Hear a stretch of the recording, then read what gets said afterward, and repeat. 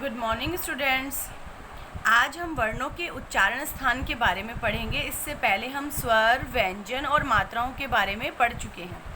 अब देखिए स्वरों का उच्चारण स्थान।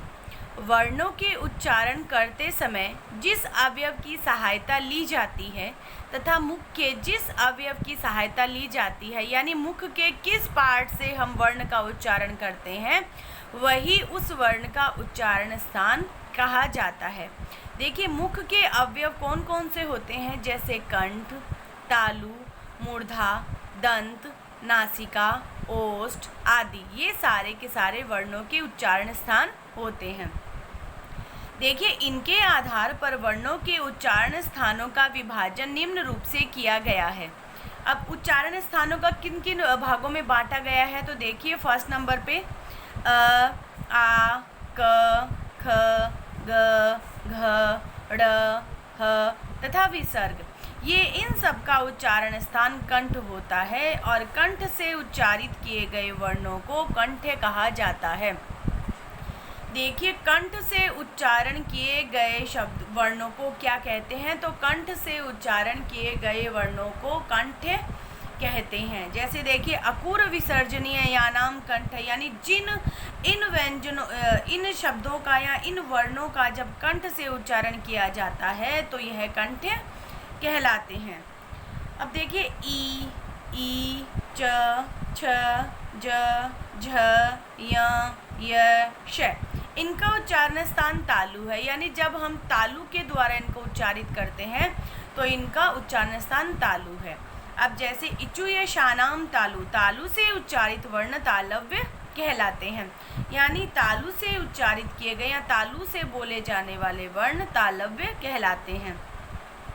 री, ट, ठ, ड, ढ, ण, र, श। इनका उच्चारण स्थान मूर्धा है और मूर्धा से उच्चारित होने वाले वर्णों को मूर्धन्य कहते हैं।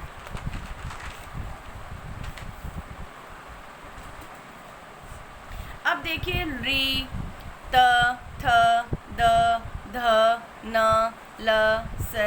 इनका उच्चारण स्थान होता है दंत और दंत से उच्चारित किए गए वर्णों को दंत्य कहते हैं या दंत्य कहा जाता है। अब आता है उ, प, फ, ब, भ, म। जब इनका उच्चारण हम करते हैं तो ओष्ठ यानी होठों को काम में लेते हैं और ओष्ठ से उच्चारित किए गए वर्णों को ओष्ठ कहा जाता है।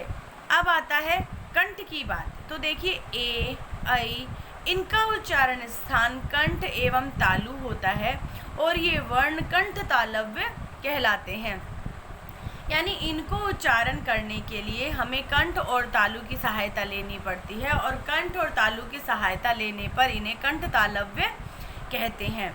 अब आता है औ, इनका उच्चारण स्थान दंत एवं ओष्ठ, ये वर्ण कंठ्योष्ठ कहलाते हैं।